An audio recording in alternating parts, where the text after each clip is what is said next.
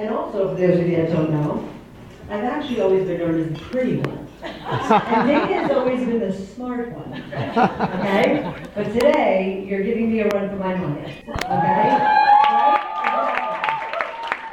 Okay? This is a dress for a princess like me. And instead, my sister's wearing it.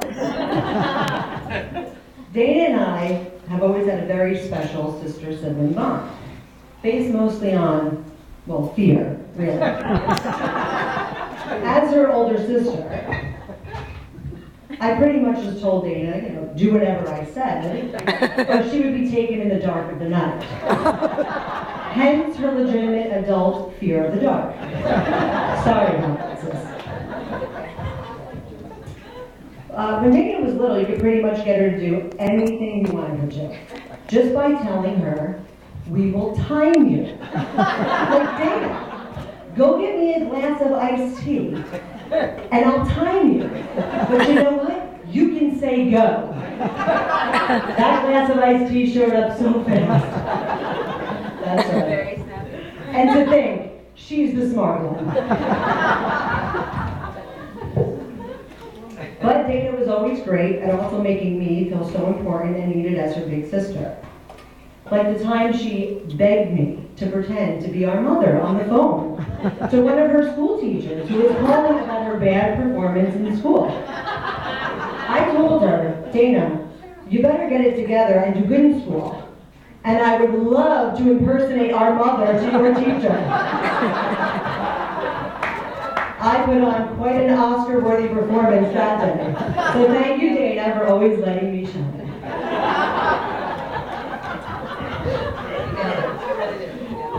But Dana has always been there for me as well, and I could always count on her.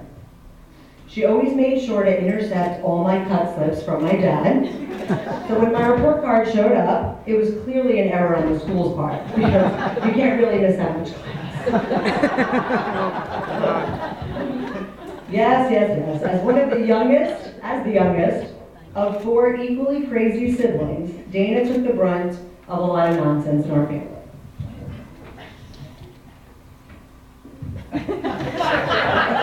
However, she always had her ace in the hole, Grandma Rose. That's right.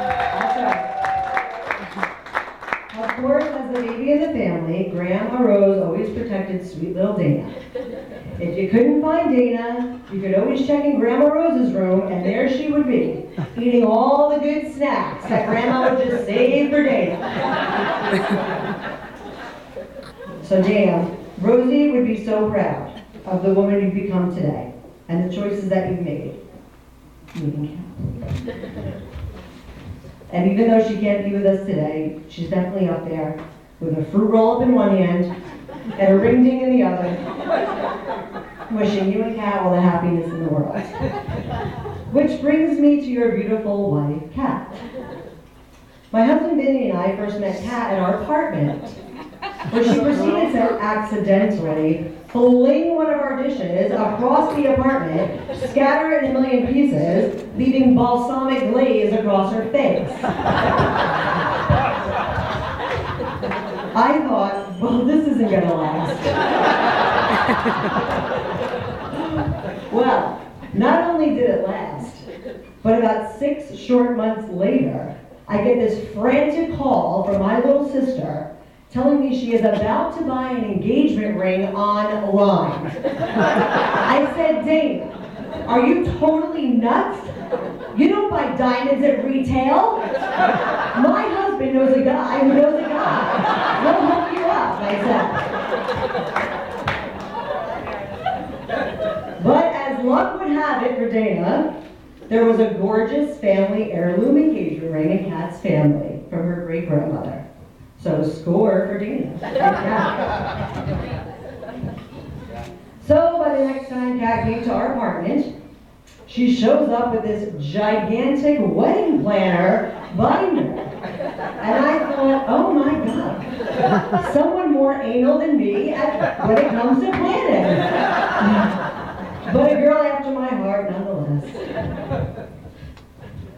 So Dana, Noochie, my little sissy, I can see all the love that you and Kat actually have for each other. At the end of every day, you should both be able to know that no matter what, you will always have the support and unconditional love from each other. True love isn't easy, but it shouldn't be that hard either. Remember to laugh and not take life too seriously, because together you can do anything. I ask you all to raise your glasses now, and on behalf of myself, my family, Grandma Rose, and our grandfather who couldn't be here with us today,